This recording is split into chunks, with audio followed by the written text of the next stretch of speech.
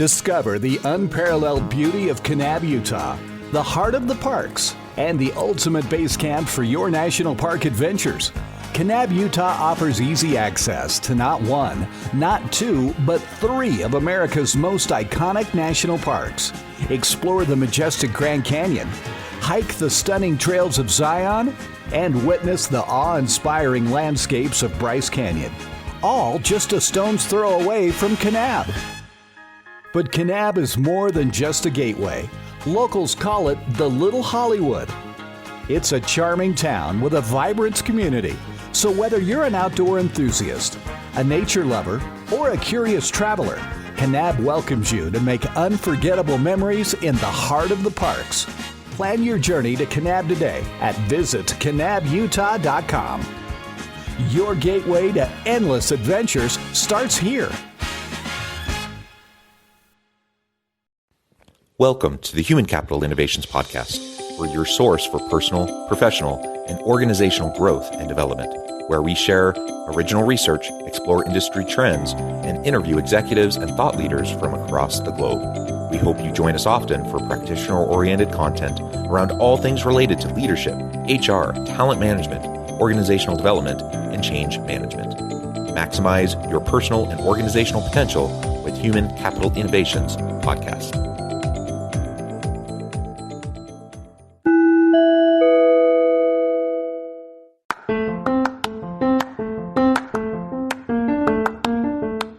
If you enjoy the Human Capital Innovations Podcast, enjoy ad-free listening by going to the Patreon page, and please consider contributing even at the producer or sponsorship level. And please leave a review. Thank you for your support.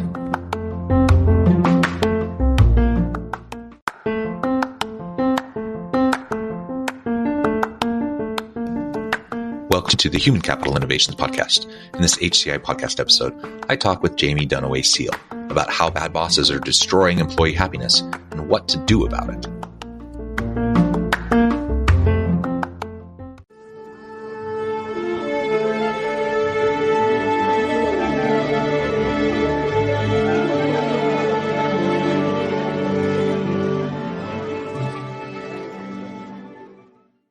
Jaime Dun, welcome to the conversation today. Hi, thanks for having me. It's a pleasure to be with you. You're joining us from Texas. I'm south of Salt Lake City in Utah. And today we're going to be talking about how bad bosses are destroying employee happiness and what we can do about it. It's always fun to kind of gripe and grumble about those bad bosses, but we don't want to stop there. We want to also share some ideas on what we can do with the toxicity and the challenges that we face when bad bosses are kind of ruining everything for everybody. So that's what we're going to be discussing together today. As we get started, I wanted to share Jaime's bio with everybody. Jaime Dun is a content writer at Clever Real Estate, the leading real estate education platform for home buyers, sellers, and investors. Prior to joining Clever, Jaime worked full-time as a journalist. Her writings about education, government, business, and sports have appeared in Slate, the Associated Press, Arkansas Democrat Gazette, and Advocate Media. Jaime graduated with a Master's of Arts in Journalism from the University of Missouri and a Bachelor of Arts in Journalism and International Relations from the University of Arkansas. Again, a pleasure to have you. I should say to have you back. You joined us for a really wonderful conversation maybe 4 or so months ago. Today, a slightly different topic, but it's going to be a great conversation. Before we dive on in, anything else you would like to share with me or my audience about your background or your personal context? No, I'm happy that you invited me back. Yeah. Okay. Well, great. So the conversation today is based on a recent report. So tell us a little bit about the employee unhappiness survey and the data there. And then we can dig into really what it tells us about bad bosses and how it's really negatively impacting employees and the cultures within the workplace.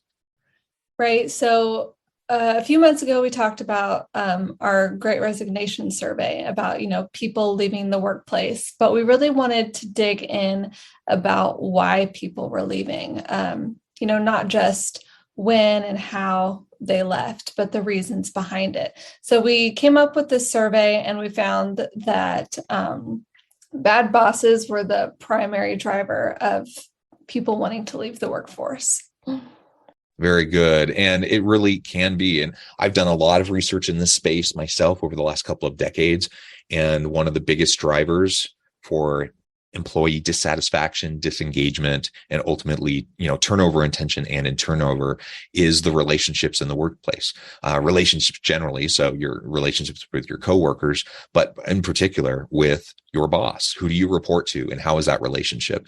And honestly, your job can kind of suck. Like, you can have a lot of other negative aspects of your job, and the organizational culture could be crummy. And there's lots of things that could be bad. But if you have an awesome boss or awesome people around you and your team, people tend to stick around, right? But the opposite is also true. You can have the most amazing organization in the world with all the bells and whistles and all the great things, but your boss is horrible and toxic, and you just dread going to work every day. And guess what? Those people don't stick around. And it doesn't matter how wonderful everyone else is. That boss is going to be the driver of the exit for many people. And so I think that's a really great insight to share right out of the gate. And just a good reminder for everyone. Now, I'll also say that I do believe that most bad bosses have the intention of being a good boss. Like, I don't think most people wake up in the morning thinking, how can I screw over my employees today? How can I be a big jerk? How can I, really just foster toxicity in the environment at work? Most people don't think that way. Most people, even if they did, wouldn't know how to do it, right? And so I think people have good intentions, and I think people want to be a good boss, yet we don't do the basics well consistently to be able to be a good boss. And so then that's where all the horror stories start to happen. Regardless of the best intentions, the impacts are negative, and then that drives people away. Right. One of the things that we found in the study was, like you said, no one wakes up and is thinking about how they can, screw over their employees. Harassment, discrimination, all those things are pretty far down on the list of reasons that we found that employees are frustrated with their bosses. A lot of the most common frustrations were things just like lack of communication, lack of follow through, just lack of engagement. And so, sometimes, it's just a matter of bosses need to, figure out how better to communicate with their employees, find out what their communication style is, find out how best to encourage them, because every employee is a little bit different. But also, like, as a leader, you are in a position where when you say that you're going to do something, you do need to follow through with that. And a lot of times, managers do have a lot of responsibilities. So sometimes things can fall through the cracks, or that they personally don't think it's a big deal, but to their employees, it really matters. Yeah, and that is a really, really important point, because you ask most leaders about the importance of transparency, the importance of fairness and equity, the importance of developing good relationships with your people. Like, go down the list. Most leaders will say, yeah, that's super important. Yeah, that's something I spend time focusing on. That's something I try to do. Most leaders will say that. Like, these aren't concepts that are foreign to most people. There are some old school people that are like the tough love style, autocratic kinds of leaders. But I don't think that's, as common. I think most people recognize the need for all of those different kinds of competency areas and to devote some time to it. But it doesn't matter what we think about how we're doing in fostering relationships of trust. It doesn't matter what we think about, how likable I am as a boss, and people feel, I can say, you can come to me with your problems and be open and vulnerable. I can say those things. That doesn't mean that that's what my people actually think or feel or believe, right? And so it's all about having that regular open communication, that transparency, and regular opportunities to share the input that people have with you, and the resilience and the confidence, like the security, the self-security to be able to hear the feedback that you're going to get from your people. And sometimes they're going to be off base. Sometimes they're going to say things that are kind of crazy, but you know what? You still need to hear them out, and you still need to be able to look for the nugget of gold within the pile of crap that they might be delivering to you, and look for the value in the feedback that they're offering, because there's always room for us to improve. And there's always room for us to fine tune the way we interact with our people. Absolutely. One of the things that we found was that employees really dread performance reviews. But I think that can go both ways. Like, employees are being evaluated and managers should too. It should be an opportunity for them to, give their boss feedback, or possibly their boss's boss about how their manager is doing in a way that is, confidential, but also coming from a place of being constructive criticism and not just employee griping. Yeah. So let's talk for a minute about some of the worst types of situations and scenarios that you found that have emerged from the research, about how bad bosses are really destroying employee happiness. That's a big statement. That's a big claim, right? That they're destroying employee happiness. Unpack that a little bit for us and tell us a little bit more about how that's happening.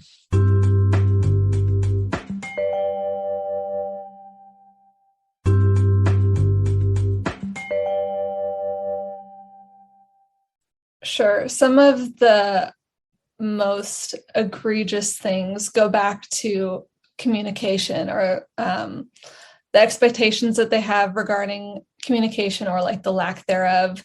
So we found 2 in 3 employees are expected to answer after hours communication. And a lot of the times employees are expected to reply like on weekends, on holidays, on their paid time off. And so that to me is a little bit more egregious than just like an hour or two before or after work, especially now that so many people are working from home. Working hours are a little bit more flexible. So like I could see, people putting up with that, but on weekends, on paid time off, that should really be a time to just completely unplug, because that's really important for just work-life balance. And managers, although they expect their employees to respond like to their communication immediately, they don't feel the need to communicate with their employees, if that makes sense. Yeah. And it's a hard thing. Now, I've known leaders that are very aware of this and they're attuned to it. And they would say, oh, I don't actually expect them to respond. Like they're sending an email at 10 p.m. at night. I don't expect them to respond. Tomorrow's fine. Or I send it on the weekend. I don't expect them to respond till Monday. And they might even say that in the email. The problem is when when your boss sends you an email and you see that pop into your inbox, even if they say, oh, this can no rush, you can get to this, next week or whatever, guess what? Most people are going to feel pressure to stop what they're doing and go respond to the email or whatever the request is or whatever. And so you really just, again, despite good intentions that you might have, the boss may be just thinking, oh, I got 1,000 things. I just need to get off my plate. I'm thinking about it. I just want to move on. And so they try to move it on. And I totally get that. And I've done that too. But you have to recognize that when you're in a position of power and influence and authority over other people, regardless of what you say, they are going to feel like they have to respond in a certain way. And so recognize that and just like utilize the save draft function, or like write your email and then send it, instead of 10 at night, send it at 8 a.m. the next morning, or instead of on Saturday, send it Monday morning. Like you can do that. That's actually pretty easy to do. And so let's utilize those types of features rather than piling on to people. And then they, like you said, work-life balance, work-life integration gets totally shot. And that is a huge driver of dissatisfaction, disengagement, and, happy home life will influence and improve happy work life. And if your partner is always ticked off at you for taking work calls and work emails at all hours or during time off, guess what? That's going to negatively impact the company in the long run. Yeah, I think that's a really good point, especially for new employees or maybe young employees, their first job, maybe out of college. They are really going to want to impress their boss, and they may think that that's like working, long hours or responding to communication immediately. So that's something that I think managers need to keep in mind. And like you said, it is really easy to, like on Slack, you can schedule messages now. So write something on the weekend and then just schedule it to appear on Monday morning. It's super easy. And I think it's a great way for managers to respect employees' free time. Yeah. Honor the lives of your people, treat them with dignity and respect. It's an obvious kind of low bar, but it's one of those things we just need to remind people of again and again and again. And, I see it too, like, again, well-intentioned leaders, where they, they're busy and they recognize that they're busy. And they probably recognize that their people are busy, but in their mind, they're thinking, but they're less busy than me and I'm the boss, right? And so they'll expect people to jump through their hoops and fit in with their schedule. And so, they won't respond. And I've been in situations where, someone, like a boss will send me something and say, this is urgent. I need you to work on this. And I'm like, okay. So I start working, I drop everything. I start working on this thing, but guess what? Along the way, there's some core questions that need to be answered. And so then I send back communication to the boss trying to say, okay, well, what about this? What do you think about this? And those sorts of things. And then there's never any response, right? And so then I'm stuck and I'm feeling like there's urgency and I need to respond, but they're not responding. And so it doesn't often go both ways. I also have seen it, I think most people can probably relate. This is not good practice as a leader, but you're busy, you have your schedule, you lay out your schedule, you have meetings and whatnot, but then your boss, last minute calls a meeting and that totally disrupts your whole day or your week, and so, it's happened to me before where I've had, I have a full slate of like 6 meetings throughout the day. And now like a day or two, and they've been scheduled for a month, weeks, maybe multiple months. And then the person I report to will come in and say like the day before, 2 days before, hey, everyone, urgent, drop what you're doing. We need the morning and we're going to do a 3-hour meeting on Wednesday or whatever. Right. And now you're just expected to drop everything and respond to whatever they say. And sometimes that urgency is real. And sometimes you actually do need to drop everything. But my experience has been most of the time, it's not actually as urgent as what they're saying. They just don't have much consideration for everyone else's time. And they just think what they're doing is much more important than what everyone else is doing. And that's one of the best ways to really tick people off and to foster distrust and dissatisfaction between a boss and their people.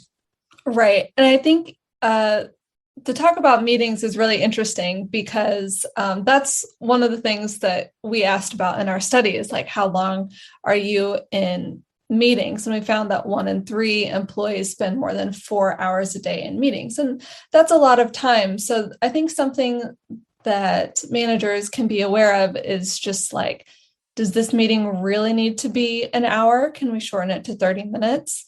Or can we do some sort of like async check-in on how you're doing? And this is a great way to give employees like more time to like actually get their work done. And it's just exhausting being on Zoom. If you're in a remote environment, being on Zoom that long and just, even in-person meetings can be a lot. So one thing that we do at my company is we have, at least on my team, we have focus days where like we purposefully don't schedule any meetings on Wednesdays, just to give everyone time to really dig into work that needs a lot of attention. And that's something that everyone on our team has found really beneficial. Yeah, I love focus days, or even just focus half days or focus 2 hours. like this time is sacred. Do not schedule anything during this time and just let people do the work that they need to do and be able to sit with the challenges they're facing and spend the focus time. You need time to be able to get into a flow state, to be able to be your most productive. Most people can't just turn that on and off. And if you're jumping from meeting to meeting and you only have an hour here or there, guess what? You're just not going to be that productive. That's just the way it is. So bad bosses, they abound. And again, it's not about intention. I don't think most people are malicious. There are jerks out there. There are people that, just they're crummy people. But I think those types of people are quite rare. But so what do we do about it, though? If I'm an employee and I'm experiencing what I consider to be toxic leadership behaviors, bad boss environment and behaviors, what can I do about it? How can I address it? And also, if I'm the boss and I start to get that feedback from people that they don't like what I'm doing, how do I start to make some adjustments? Right. I think one of the, possibly obvious but easiest first things to do is, if you have an HR rep, go to them. Obviously, I feel like you should maybe talk to your boss about your problems first instead of immediately going to HR. If you feel comfortable doing that, it might be an easier conversation if your frustration is like lack of communication or, really high expectations about what you can actually get done. For something like discrimination or harassment, that might be a conversation best left to a professional. But those are obviously the first, two steps, especially if you like other things about your job and would like to stay there. But, the Great Resignation is happening for a reason. People are looking for other opportunities, and a better manager might be one of them. So, if you feel really uncomfortable, it might be time to leave.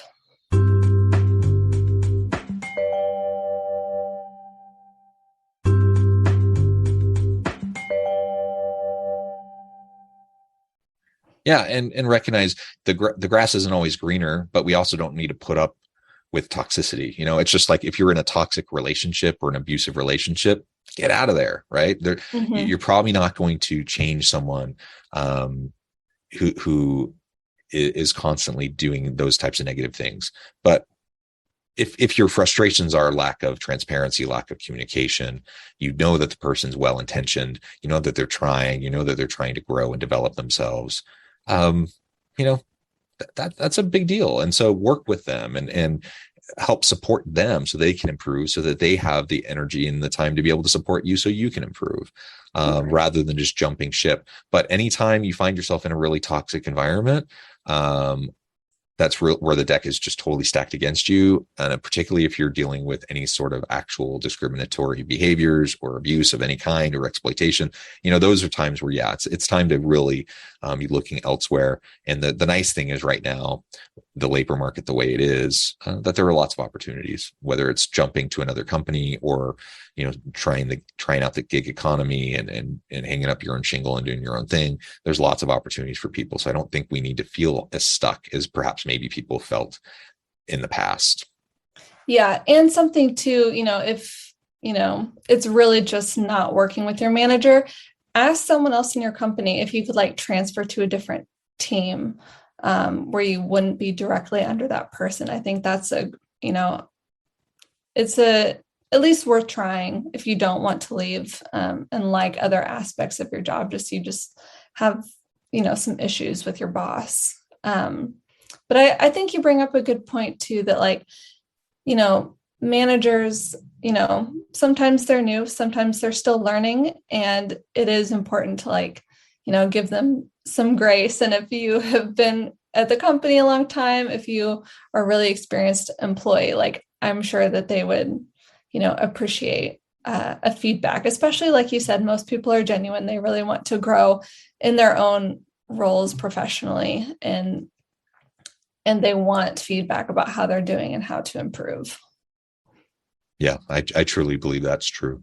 Well, wonderful. And how about for that boss who, maybe you've had blinders on, maybe you've been a bit oblivious, you think you're doing really well, but then you start to get that feedback and you start to realize that, maybe for the first time you've really taken in that feedback and recognize that maybe there's some things that it's beyond just, the learning curve. It's actually things that are actually quite negatively impacting people around you. What would you suggest as some of the first steps for me personally to go through as I'm trying to think through how I can develop myself? Right. I think, just listening to your employees is a big first step. Don't assume that you're doing everything right. If multiple people are coming to you with the same complaint, it's probably for a reason.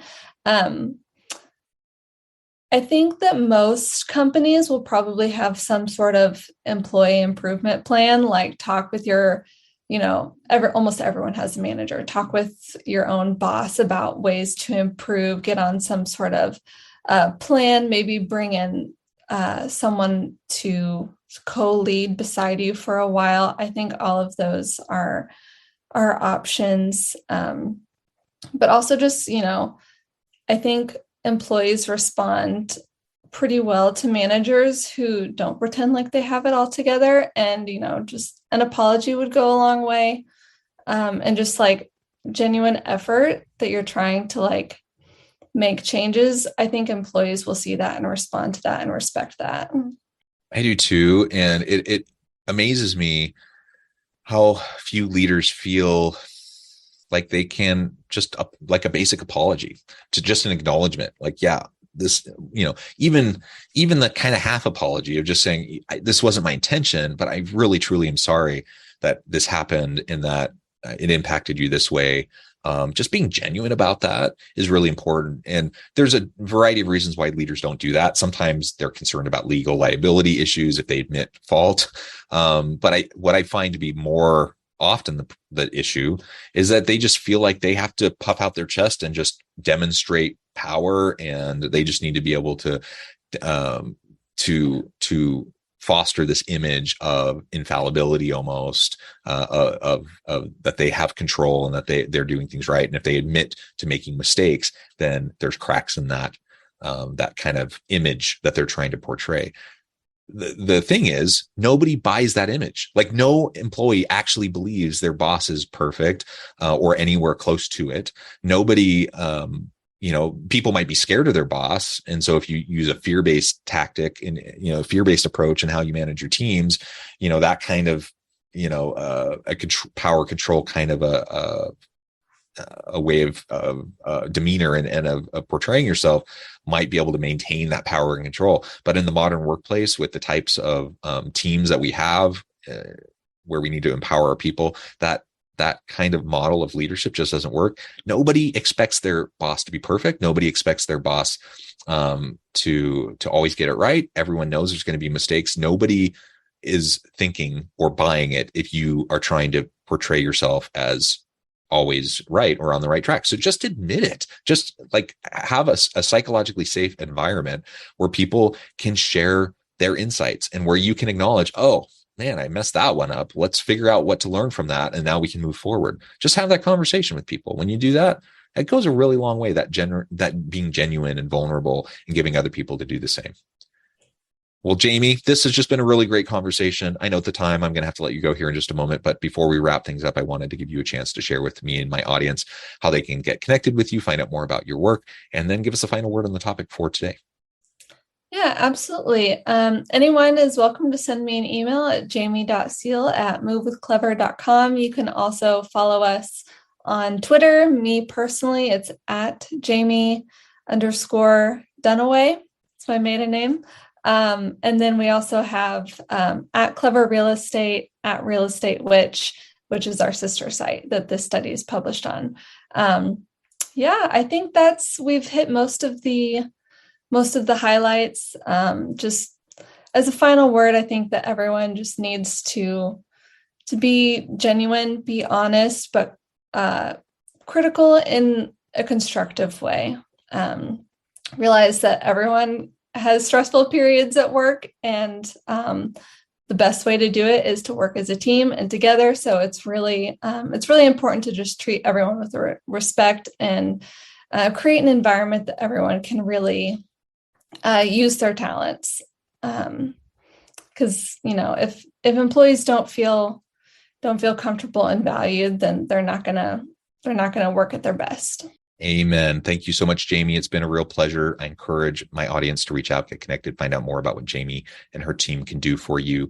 And as always, I hope everyone can stay healthy and safe, that you can find meaning and purpose at work each and every day. And I hope you all have a great week. Do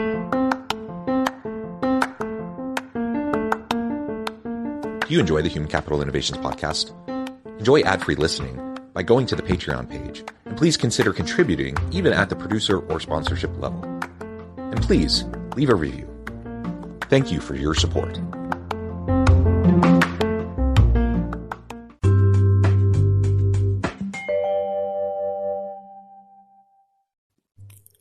Thanks again for joining us for this episode of the Human Capital Innovations Podcast. I hope you stay healthy and safe and that you have a great week.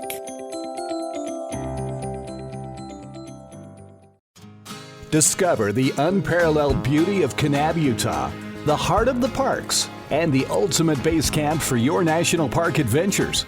Kanab, Utah offers easy access to not one, not two, but 3 of America's most iconic national parks. Explore the majestic Grand Canyon, hike the stunning trails of Zion, and witness the awe-inspiring landscapes of Bryce Canyon. All just a stone's throw away from Kanab. But Kanab is more than just a gateway. Locals call it the Little Hollywood. It's a charming town with a vibrant community. So whether you're an outdoor enthusiast, a nature lover, or a curious traveler, Kanab welcomes you to make unforgettable memories in the heart of the parks. Plan your journey to Kanab today at visitkanabutah.com. Your gateway to endless adventures starts here. For the ones who get it done, the most important part is the one you need now. And the best partner is the one who can deliver. That's why millions of maintenance and repair pros trust Grainger. Because we have professional-grade supplies for every industry, even hard-to-find products. And we have same-day pickup and next-day delivery on most orders. But most importantly, we have an unwavering commitment to help keep you up and running. Call, click Grainger.com, or just stop by. Grainger, for the ones who get it done.